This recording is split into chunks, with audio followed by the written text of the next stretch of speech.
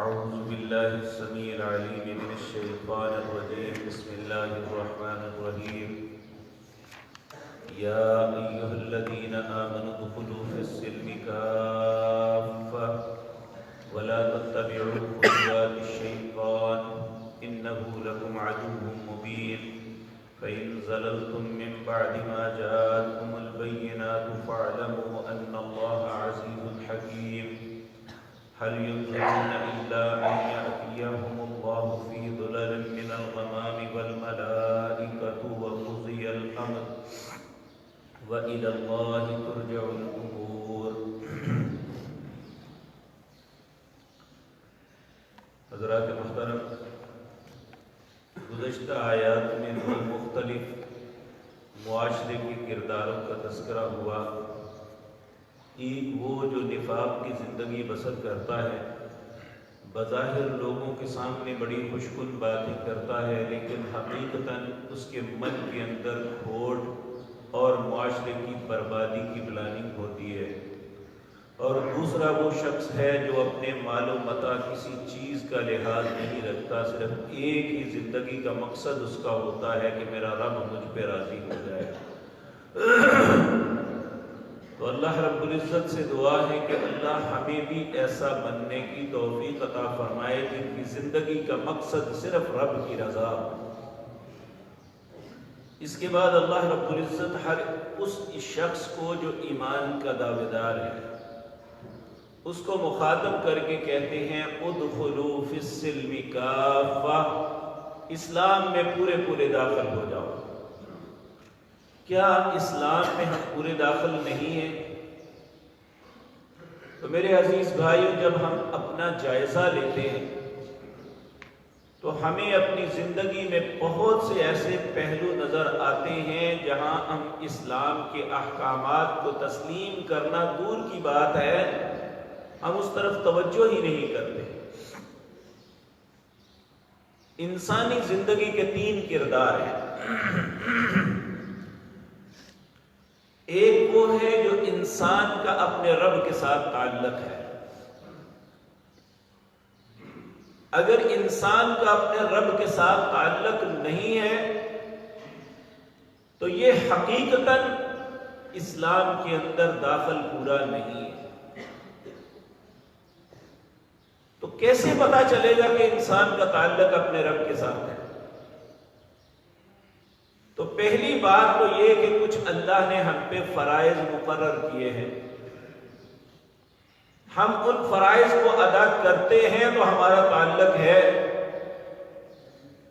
اگر وہ فرائض ادا ہی نہیں کرتے تو یقین جانیے ہمارا اسلام کے ساتھ کوئی تعلق نہیں ہے. اور دوسری بات یہ ہے کہ کچھ باتوں میں اللہ کا حکم ہے یا اس کے رسول کا حکم ہے، اور ہم مسلمان ہونے اور کہلانے کے باوجود اللہ اور اس کے رسول کے حکم کو ماننے کے لیے تیار ہی نہیں.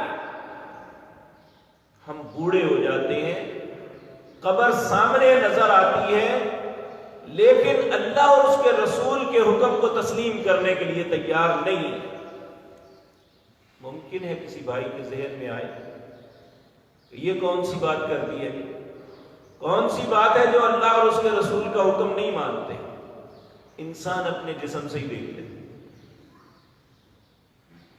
اپنے سر کے بالوں سے لے کر اپنے پاؤں کے ناخنوں تک دیکھے کہ میں کہاں کہاں اللہ اور اس کے رسول کی صریح مخالفت کرتا ہوں.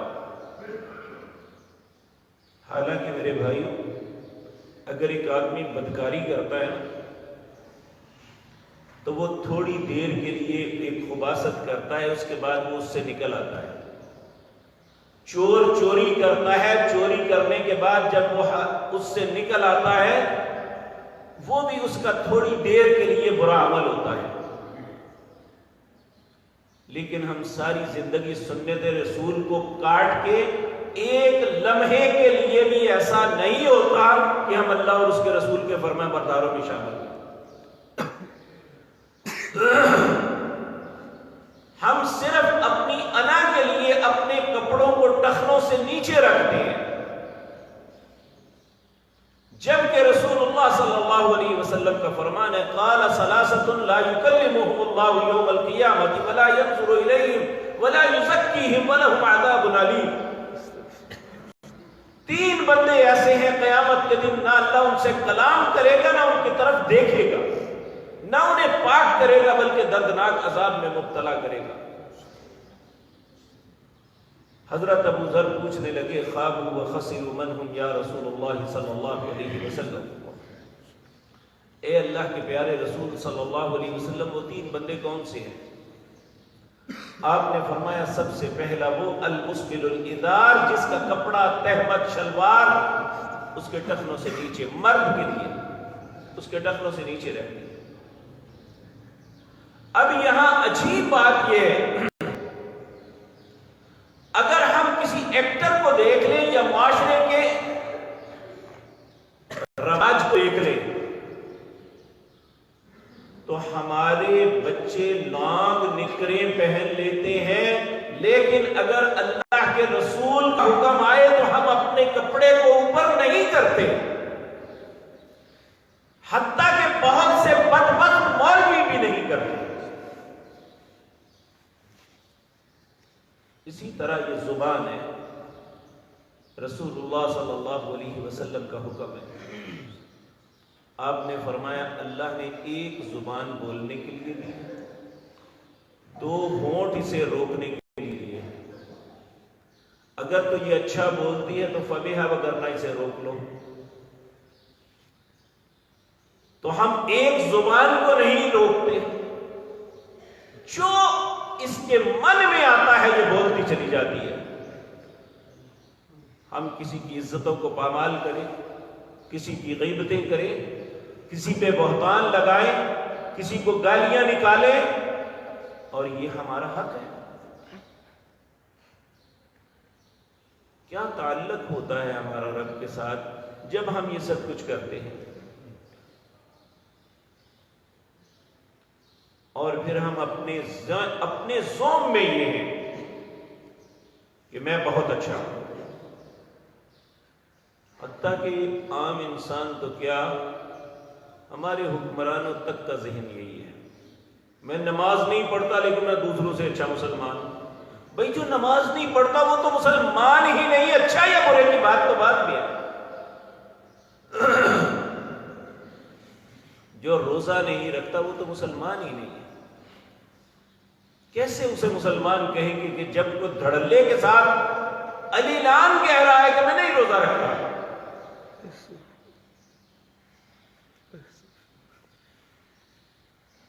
اللہ رب العزت ہمیں سمجھ دے ایک پہلو ہے صرف یہ. دوسرا پہلو انسان کا ہے اس کا ذاتی کریکٹر کہ وہ کیا ہے، ظاہر میں کیا ہے، باطن میں کیا ہے. اور میرے بھائیوں میں اپنے آپ سے زیادہ مجھے کوئی نہیں جان سکتا. اسی طرح آپ کی کیفیت ہے. اگر ہمیں کوئی جان سکتا ہے تو صرف اللہ کی ذات ہے. اس کے سامنے ہم ننگے ہیں سب. کون کتنا صاحب کردار ہے اللہ کی ذات جانتی ہے یا ہم خود جانتے ہیں. بعض اوقات لوگ بڑا اچھا سمجھتے ہیں لیکن ہمارے من میں کچھ اور ہوتا ہے، اور بعض لوگوں کو بعض لوگ اچھا نہیں سمجھتے لیکن حقیقتاً وہ بہت اچھے ہوتے ہیں. اس لیے میرے عزیز بھائیوں دوسرا کردار انسان کا یہ ہے کہ وہ ذاتی کریکٹر اس کا کیا ہے. اور تیسرا کردار ہے معاشرتی کریکٹر، جو رشتہ داری سے شروع ہو کے پورے مسلم معاشرے میں پھیلتا ہے. ہمارا اپنے رشتہ دار خاندان کے لوگوں کے ساتھ تعلق کیا ہے.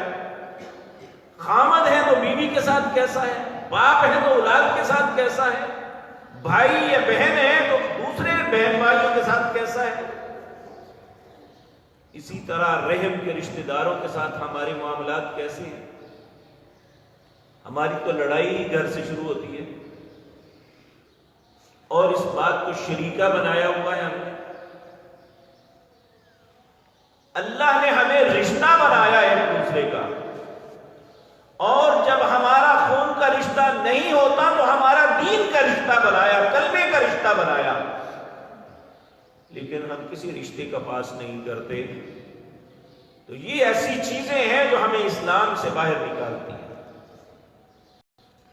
اور کچھ بات کو مان لینا، کچھ کو چھوڑ دینا، یہ تو یہود کا طرز عمل تھا کہ یہ مان لو یہ چھوڑ دو. جو اپنی خواہش کے مطابق اسے مان لیا، جو اپنی خواہش کے مطابق نہیں اسے چھوڑ دیا. تو اللہ رب العزت فرماتے ہیں یا ایھا الذین آمنوا،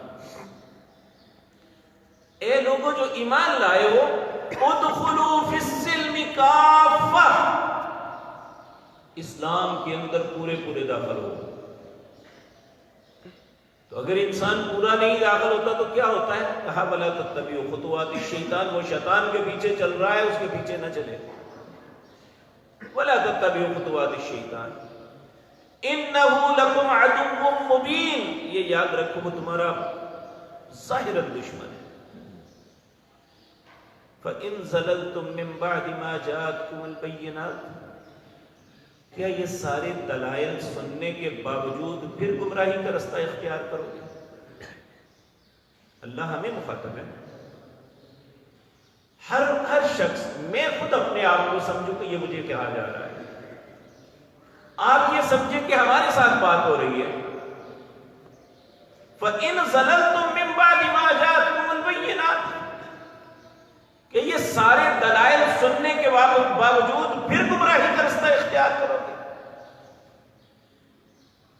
فَاعْلَمُوا، اگر ایسا ہی کرنا ہے تو یہ جان لو، ان اللہ عزیز حکیم، کہ تمہارا رب غالب بھی ہے اور حکمت والا بھی ہے.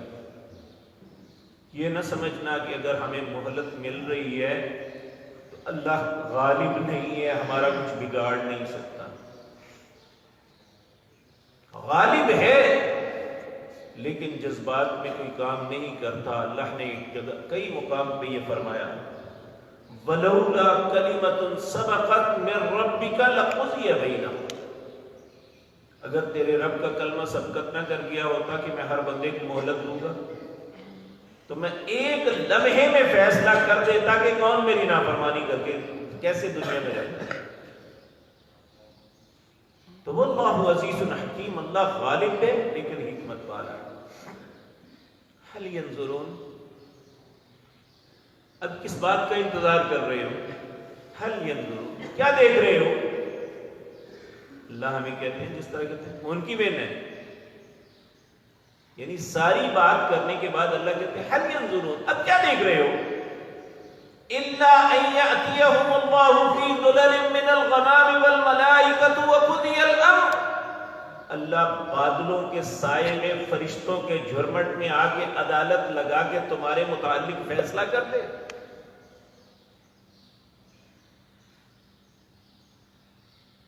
وَإِلَى اللَّهِ تُرْجَعُ الْأُمُورُ، یہ یاد رکھو تمہیں لوٹ کے اپنے رب کے پاس ہی جانا ہے. میرے عزیز بھائیوں، دنیا میں عدالتوں کے مختلف سٹیپس ہیں. لوور کورٹ ہے، اگر وہاں فیصلہ خلاف آ جائے سیشن میں چلے جاتے ہیں، سیشن میں خلاف آ جائے ہائی کورٹ میں چلے جاتے ہیں، وہاں خلاف آ جائے سپریم کورٹ میں چلے جاتے ہیں، اور جب سپریمیم کورٹ کا فیصلہ آ جائے جس کے اوپر کوئی دنیا میں طاقت ہی نہیں جو کسی کا فیصلہ یا اپیل سن سکے، جب وہاں سے فائنل فیصلہ آ جائے گا تو پھر ہمارے پلے کیا رہے گا؟ هل ينظرون، کیا دیکھ رہے ہو؟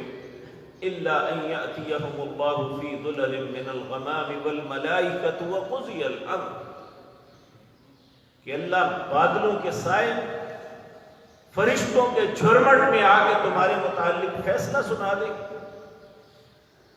اور فیصلہ کیا ہو سکتا ہے؟ میں اور آپ خوب جانتے ہیں کہ ہمارے متعلق کیا فیصلہ آنے والا ہے. اگر ہم برے فیصلے سے ڈرتے ہیں کہ ہمارے متعلق کوئی ایسا فیصلہ نہ آئے تو پھر اللہ کے حکم کو مان لیں. وہ کیا ہے؟ ادخلوا فی السلم کافہ، اسلام میں پورے پورے داخل ہو جاؤ. اللہ ہمیں ایسی ہی توفیق عطا فرمائے. اقول قولی ھذا واستغفر اللہ.